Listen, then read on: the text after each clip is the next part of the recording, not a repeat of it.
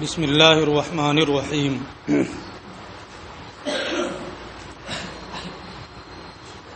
مع توجیہ للکلام فی تنقیح و تنبیہ علی المرام فی توضیح و تحقیق للمسائل غب تقریر. جو پڑھا ہوں وہی صحیح ہے.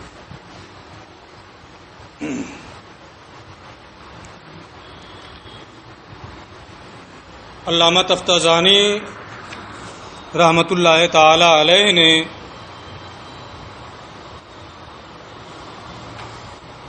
اب تک یہ بیان کیا ہے کہ علامہ عمر بن محمد نصفی رحمۃ اللہ تعالی علیہ کی کتاب جس کا نام العقائد ہے، یہ بہت عمدہ، بہت اچھی اور تحقیقی کتاب ہے. اس لیے انہوں نے علامہ تفتازانی نے یہ ارادہ کیا کہ اس کی شرح لکھ دیں، جس سے اس کے مشکل مباحث کی تفصیل ہو جائے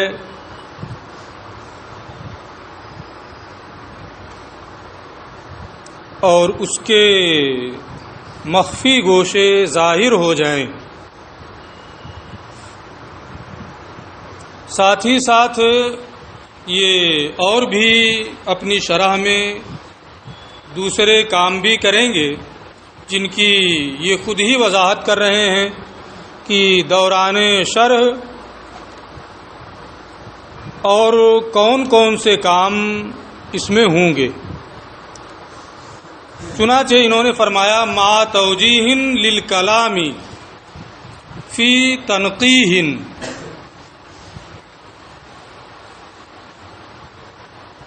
تحقیق کے ساتھ ساتھ کلام کی توجیہ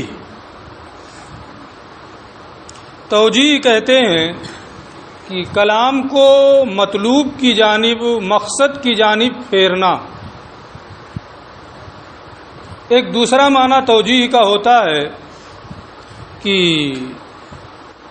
کسی کلام کے وجوہ صحت میں سے وجہ صحت کو بیان کرنا. اس کے صحت کی کتنی صورتیں ہو سکتی ہیں، تو اس کے وجہ صحت کا استخراج، یہ بھی ایک معنی توجیہ کا ہوتا ہے. یہاں دونوں معنی ممکن ہے، کلام کو مطلوب کی جانب پھیرنا یعنی تحقیق کے ساتھ ساتھ ماتن کے کلام کو ان کے مقصد کی جانب پھیرنا. کیا مراد ہے، کیا مقصد ہے، اس کو بیان کرنا. دوسری صورت کی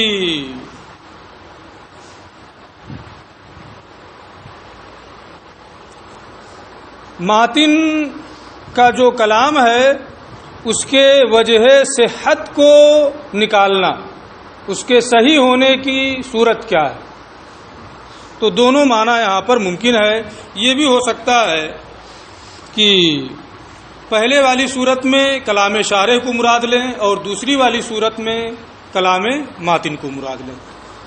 مع توجیہ للکلام فی تنقیح، توجیہ کلام کے ساتھ ساتھ تحقیق بھی پیش کرنا. و تنبیہ علی المرام فی توضیح، اور مسائل کی توضیح میں مقصد پر تنبیہ کرنا.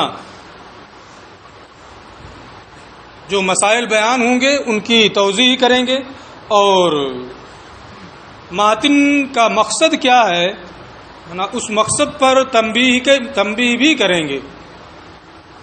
و تحقیق للمسائل غب تقریر، اور ماتن کے کلام کی تقریر کے بعد الغبو کا معنی بعد ہوتا ہے، پیچھے۔ ماتن کے کلام کی تقریر کے بعد علم کلام کے مسائل کی تحقیق پیش کرنا۔ ماتن کا جو کلام ہے اس کلام کو پیش کریں گے، اس کے بعد میں اگر مسائل کے تحقیق کی حاجت ہوگی تو اس کی تحقیق بھی پیش کریں گے۔ ایک معنی تقریر کا یہ ہے، لیکن آپ شرح عقائد پڑھیں گے تو آپ کو جا بجا یہ چیز ملے گی کہ علامہ تفتازانی رحمۃ اللہ تعالی علیہ نے علامہ عمر بن محمد نصفی کے کلام کے ساتھ دوسرے علماء متکلمین کے بھی اقوال پیش کیے ہیں اور پھر ان پر اپنا فیصلہ بھی سنایا ہے، اپنی تحقیق بھی پیش کی ہے۔ تو یہاں تقریر کا جو معنی ہے وہ دونوں معنی ہو سکتا ہے، کلام مصنف کی تقریر کے بعد یا مصنف اور دوسرے علماء متکلمین کے کلام کی تقریر کے بعد مسائل علم کلام کی تحقیق پیش کرنا۔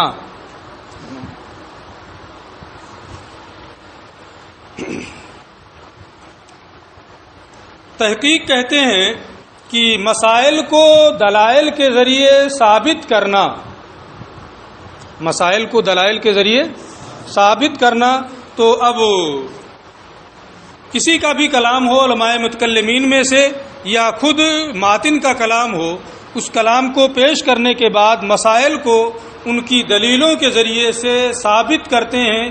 یہ علامہ ابن حاجب کا طریقہ ہے، خود یہ یہاں پر اپنا طریقہ بیان کر رہے ہیں۔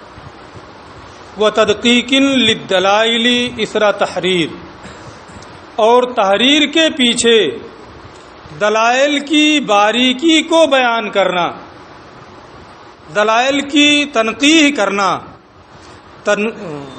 تدقیق کا معنی ہوتا ہے کہ ان پوشیدہ امور کو نکالنا جن کا سمجھنا مشکل ہے۔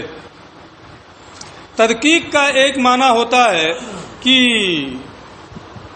دلائل کے مقدمات کو ثابت کرنا اور ان پر وارد ہونے والے اعتراضات کا دفاع کرنا۔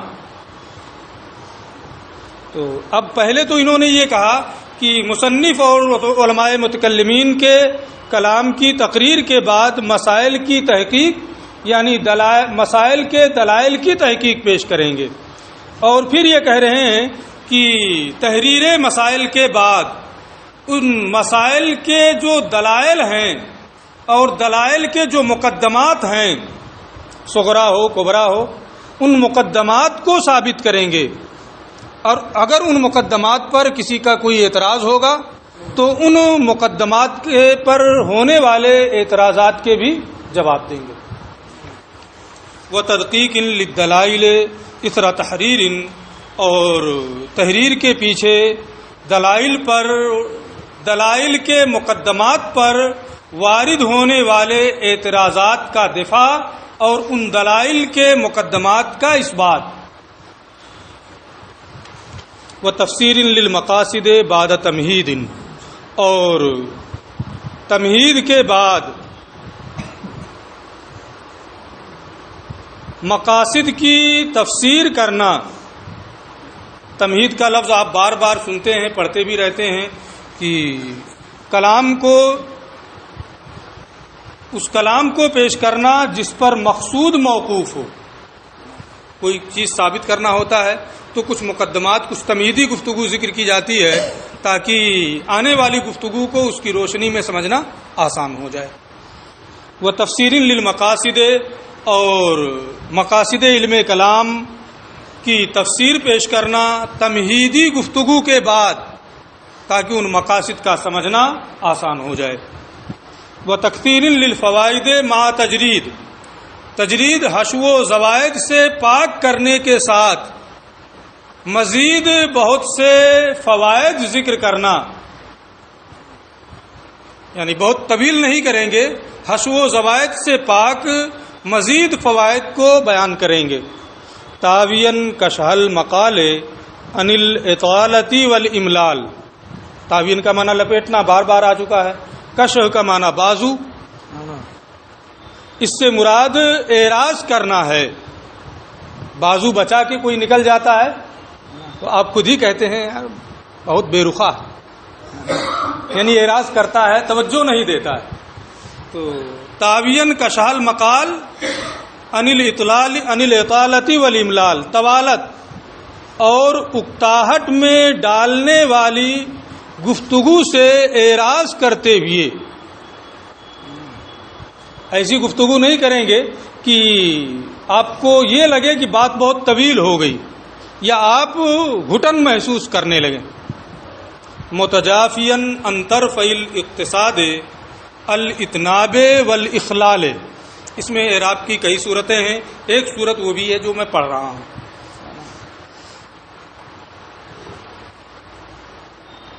الاقتصاد کا معنی میانہ روی، میانہ روی کے دونوں طرفوں اتناب اور اخلال سے کنارہ کشی اختیار کرتے ہوئے. ایک ہے کہ درمیانی گفتگو کی جائے اور ایک یہ ہے کہ بہت طویل گفتگو کی جائے کہ سننے والا یہ سوچنے پر مجبور ہو جائے کہ اب بند کر دیتے تو اچھا تھا، ہے نا. اور ایک یہ ہے کہ اتنی مختصر گفتگو کی جائے کہ سامنے والا سمجھ ہی نہ پائے. یہ کہتے ہیں کہ نہ میں اتنی طویل گفتگو کروں گا کہ آپ گھبرا جائیں، نہ گفتگو اتنی مختصر ہوگی کہ آپ کے سمجھ میں نہ آئے، بلکہ میانہ روی کے دونوں طرفوں سے میں کنارہ کشی کروں گا. اتناب کو بھی اختیار نہیں کروں گا اور اخلال کو بھی اختیار نہیں کروں گا. درمیانی طریقہ جو ہے نا اقتصاد کا، اسی کے مطابق ہماری گفتگو ہوگی. اتناب کہتے ہیں کہ معنی مراد کو زائد الفاظ کے ذریعے سے بیان کرنا، جو زائد الفاظ نا کسی فائدے کے لیے ہوں. یہاں یہ معنی مراد نہیں ہے، بلکہ یہاں اتناب کا معنی یہ ہے کہ بے مقصد طویل گفتگو کرنا. اقتصاد کے دونوں طرفوں اتناب اور اخلال سے کنارہ کشی اختیار کرتے ہوئے. واللہ الہادی الی سبیل الرشاد، اور اللہ ہدایت دینے والا ہے ہدایت کے سیدھے راستے کی جانب. والمسئول لنیل العصمت والسداد، اسی سے حفاظت اور درستگی پانے کی درخواست ہے. وہ حسبی و نعم الوکیل، وہ میرے لیے کافی ہے اور بہترین کارساز. علم ان الاحکام الشرعیہ، جان لے کہ شرعی احکام یہ حکم کی جمع ہے. اس کی کچھ تفصیل ہم اس سے پہلے کر چکے ہیں. ایک معنی میں نے اس سے پہلے کسی درس میں یہ بتایا تھا، خطاب اللہ تعالی المتعلق بافعال المکلفین اقتضاء بالاقتضاء او التخیر، اور اس کی پوری وضاحت بھی میں نے کی تھی. اس لیے یہاں اسی گفتگو کا آپ اعادہ کر لیں، دوبارہ اسے بتانے کی ضرورت نہیں ہے. ایک معنی یہ بتایا تھا، اس کی وضاحت بھی ہو چکی ہے. ایک معنی حکم کا ہوتا ہے، کسی ایک امر کو دوسرے امر کی جانب منسوب کرنا، نسبت و امر الی امر آخر، ایک امر کی دوسرے امر کی جانب نسبت کرنا ایجاباً او سلباً، خواہ وہ ایجاب کے طریقے پر ہو یا سلب کے طریقے پر ہو، یعنی نسبت ہو صرف، ہے نا. اور ایک ہے ادراک نسبت. حکم کا ایک معنی ہے اسی نسبت کا ادراک، اس نسبت کی تصدیق. تین معنی ہو گئے. ایک نسبت و امرن الی امرن آخرہ، ایجاباً و سلباً، ایک امر کی دوسرے امر کی جانب ایجاب یا سلب کے طریقے پر نسبت کرنا، جیسے زکوٰۃ الفطر واجبۃ، صوم و رمضان فرض.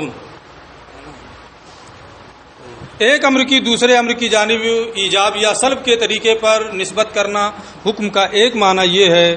دوسرا معنی یہ ہے کہ ادراک و تلک النسبہ، اسی نسبت کا ادراک کرنا، اسی نسبت کی تصدیق کرنا کہ وہ نسبت واقع ہے یا واقع نہیں ہے.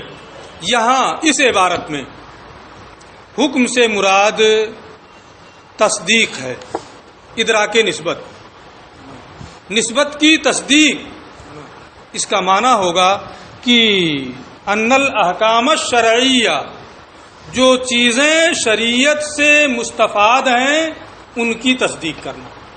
شرعی احکام، شرعی تصدیقات، خواہ وہ اعمال سے متعلق ہوں یا عقائد سے متعلق ہوں.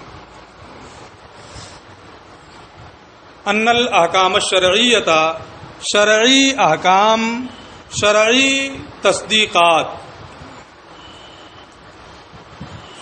اب یہاں ایک صورت ہے شرعیہ کی، وہاں علم شرائع میں ہے نا شریعت کی وضاحت میں کر چکا ہوں، اور یہاں شرعیہ کا لفظ ہے.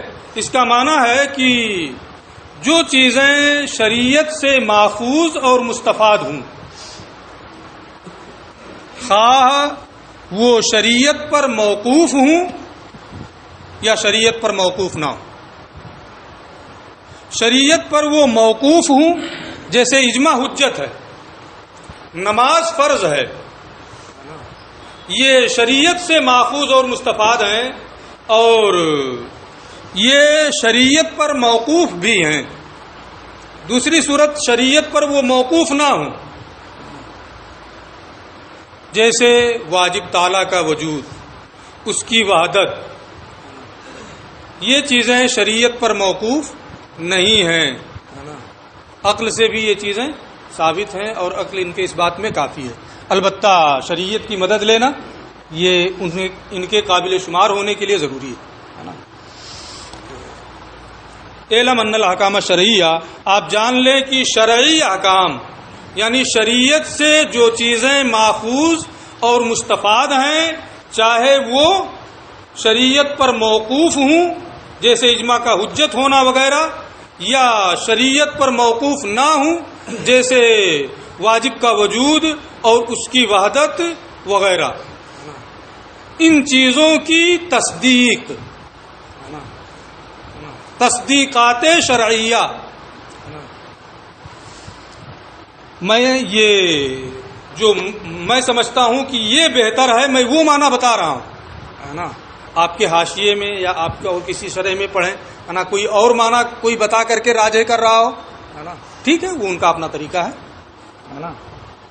میں جو سمجھ رہا ہوں کہ یہ راجح ہے نا، میں اس معنی کی یہاں پر اس معنی کو بیان کر رہا ہوں.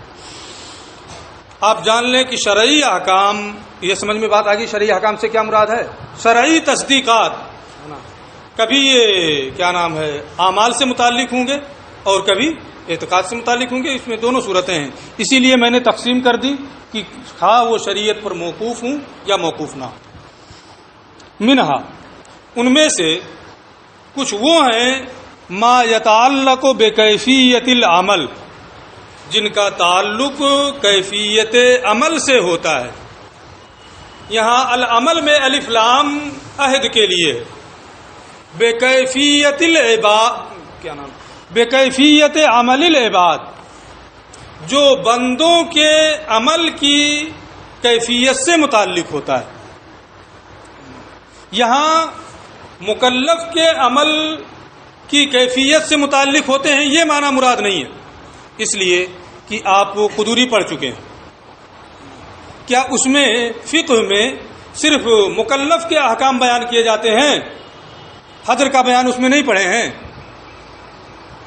حجر سمجھ رہے ہیں نا؟ نہیں سمجھ رہے ہیں تو سمجھ لیجئے گا، قدوری تو پڑھ ہی چکے ہیں. ماتوہ کا بیان اس میں آتا ہے کہ نہیں؟ بچے سے متعلق احکام آتے ہیں کہ نہیں؟ یہ ساری مجنون سے متعلق احکام آتے ہیں کہ نہیں؟ آتے. یہ سب مکلف ہیں، نہ مجنون مکلف ہے نہ سبھی مکلف ہے. مہجور تو مہجور ہوتا ہی ہے نا. حجر کی کئی صورتیں ہیں، اس میں آپ پڑھ چکے. تو اگر اس کو مکلف کے عمل کی کیفیت سے متعلق ہوتے ہیں، اس کی یہ تفسیر کی جائے تو غیر مکلف لوگوں کے عمل سے جو چیزیں متعلق ہوتی ہیں جن کا بیان فقہ وغیرہ میں آتا ہے وہ چیزیں خارج ہو جائیں گی، حالانکہ وہ سب کے سب شامل ہیں. اس لیے اس میں الف لام جو ہے اس سے مراد عباد ہیں، مکلف نہیں. ما یتعلق بکیفیت العمل، جو شرعی تصدیقات ان میں سے کچھ وہ ہیں جو بندوں کے کیفیت عمل سے متعلق ہوتے ہیں.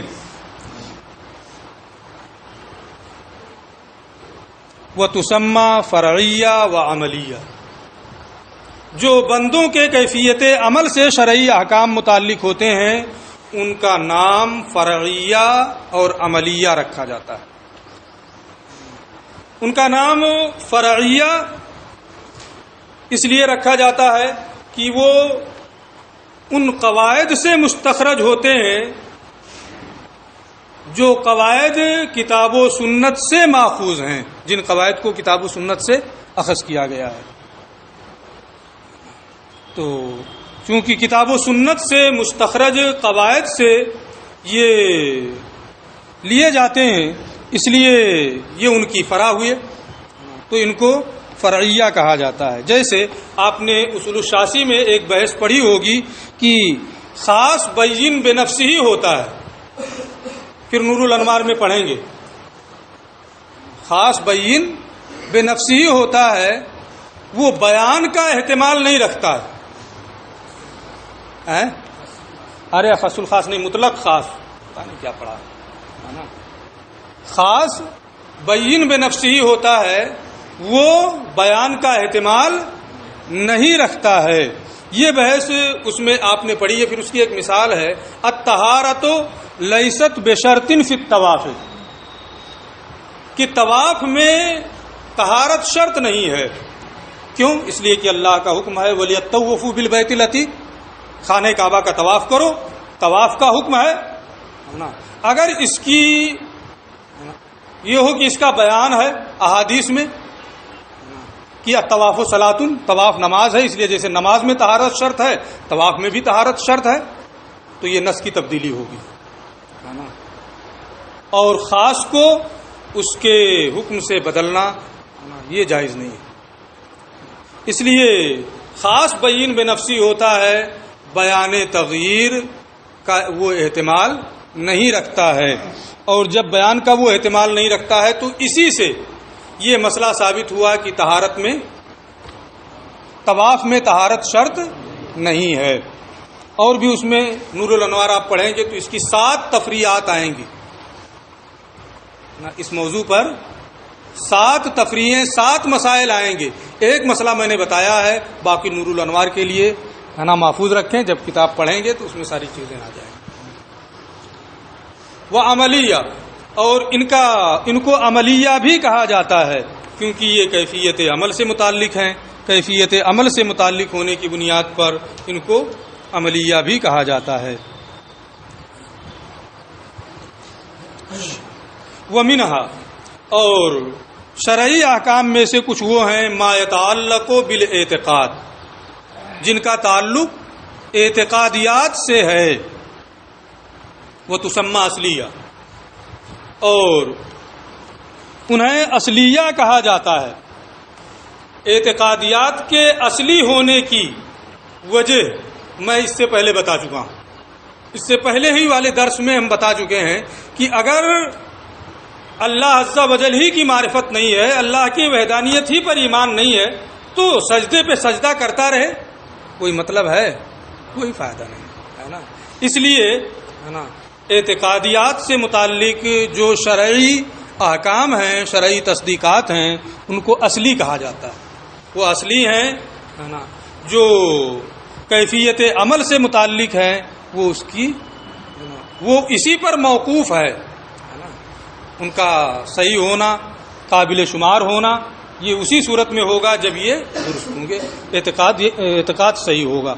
ومنہا ما یتعلق بالاعتقاد وتسمى اصلیہ، کچھ وہ ہیں جو اعتقادیات سے متعلق ہیں اور انہیں اصلیہ کہا جاتا ہے.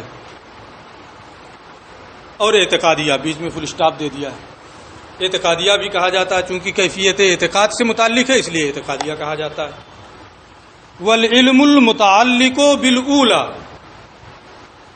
پہلی قسم سے جو علم متعلق ہے، یعنی کیفیت عمل سے جو علم متعلق ہے، یسمى علم الشرائع والاحکام، اسے علم شرائع اور علم احکام کا نام دیا جاتا ہے۔ علم شرائع اور علم احکام بین ہی یہی لفظ اس سے پہلے آ چکا ہے، صفحہ 22 پر علم الشرائع والاحکام، وہیں پر ہم اس لفظ کی وضاحت کر چکے ہیں۔ آپ اس درس کو یاد کر لیجئے، اس لفظ کی وضاحت ہو جائے گی۔ والعلم المتعلق بالاولی، پہلے علم سے متعلق، وہ علم جو پہلی صورت سے متعلق ہے یعنی کیفیت عمل سے متعلق ہے، اسے علم شرائع اور علم احکام کہا جاتا ہے۔ اصول فقہ، علم اصول فقہ اور علم فقہ کہا جاتا ہے۔ وہاں میں نے وضاحت کرتے ہوئے کہا تھا کہ علم شرائع اور احکام سے کیا مراد ہے؟ فقہ اور اصول فقہ کا علم۔ لما انہا لا تستفاد الا من جہت الشرع، علم شرائع اور احکام کیوں کہا جاتا ہے؟ لف و نشر مرتب کے طریقے پر۔ علم شرائع کیوں کہا جاتا ہے؟ اس لیے کہ وہ چیزیں شریعت کی جانب ہی سے ماخوذ اور مستفاد ہوتی ہیں۔ علم شرائع کیوں کہا جاتا ہے؟ کیونکہ وہ چیزیں شریعت کی جانب سے ماخوذ اور مستفاد ہوتی ہیں۔ کوئی بھی فعل ہو وہ شریعت کی جانب سے ماخوذ اور مستفاد ہوتا ہے۔ یہ بہت تفصیلی بحث ہے۔ کسی فعل کا حسن ہونا، کسی فعل کا قبیح ہونا، کیا یہ شریعت ہی کی جانب سے ماخوذ ہے یا عقل کا بھی اس میں دخل ہے؟